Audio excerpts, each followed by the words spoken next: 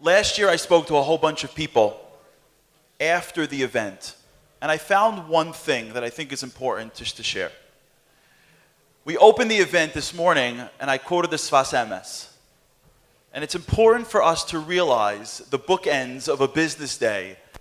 We as the Jewish community need to fully appreciate that what we have inside our books has the wisdom for life. It just hasn't been applied, and which is why we hear from sales trainers and CEOs, etc. And so we opened up this morning, and I hope that you heard it throughout the event. B'chol nafsho.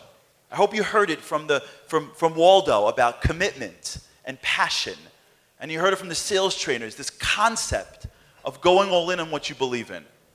But there's another one theory that I want you to maybe walk away with. And this I hope that we end the conference before we get to the next piece, which is the launch pad. That maybe we can walk away, all of us together. When we look around to the people that have changed in life, I take a lot of inspiration from our ancestors. If someone says to me, who do you look up to? If I could have put posters on my wall, they wouldn't be of like CEOs or basketball players. They'd be like Rabbi Akiva, Moshe Rabbeinu. Like, these are the people that changed the world. But if you look around to everybody, there's one individual that I believe is the agent of change.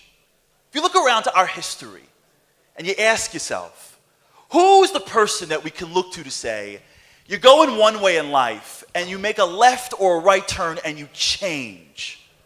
And that person, I believe, is Rabbi Akiva.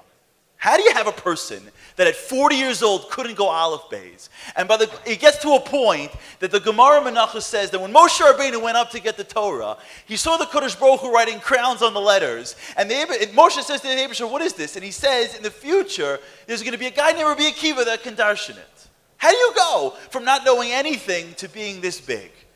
I'll tell it to you very quickly because I hope it'll change your life.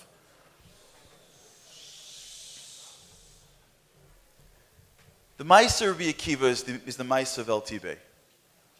Remember the story of Rabbi Akiva? He couldn't read and write. And his father was about to disown him. And he's sitting by the brook, and his wife believed in him.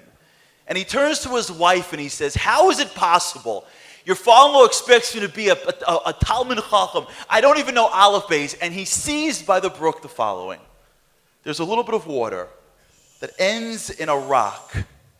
And the rock had moisture. And from the rock, there was a drop that fell down and hit a stone. And Rabbi Akiva, listen, great people, by the way, they look at one thing, they change their life. We need like 400 shiurim to like maybe budge. It hits the rock.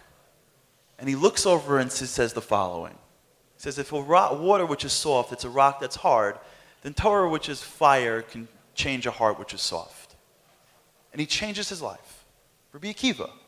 He holds on to the world. There was a period of time where the whole world was done except for Rabbi Akiva. How? What did he see?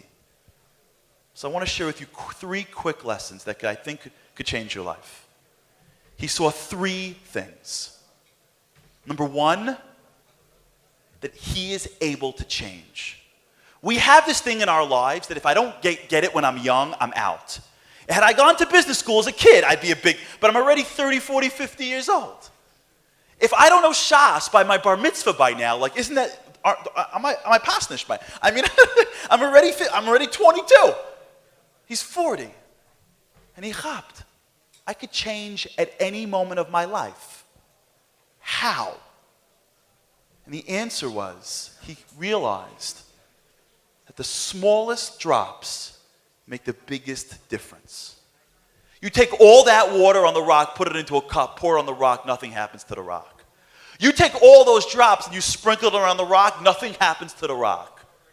You take 1 drop every day and you put it on the same spot of the rock, there's a hole in a rock. Because the way we change is we pick one thing that is what we always want to do, but we're too scared to do. To make one phone call, to be the person that we're proud of, but we're so scared.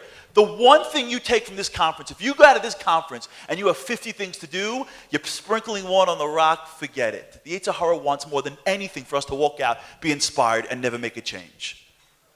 You pick one thing that's the hardest thing that you can do, and you tell yourself, every day I have 1 drop, 1 routine, One drop. One drop. Every day, one drop, you will create a hole in a rock. LTB works when you walk out of here and go, why can't it be me? Here's 100 excuses. Genick, Rabbi Akiva was 40. He held on to Klal Yisrael at 40. I can't start a business. I can't be a better employee. How? One drop. And the last piece to it all is he realized that someone believed in him. His wife said, I believe in you. When you realize that people believe in you, if it's your wife or your kids, no matter what, every one of us has a Father in heaven that believes in us. And if you come out of this conference and you pick your one thing and you do it every day, and you pick the one person that believes in you, and you believe you can, Banias Daiti, you will come back here in a year from now and you'll stand up and you said, I changed. I totally changed.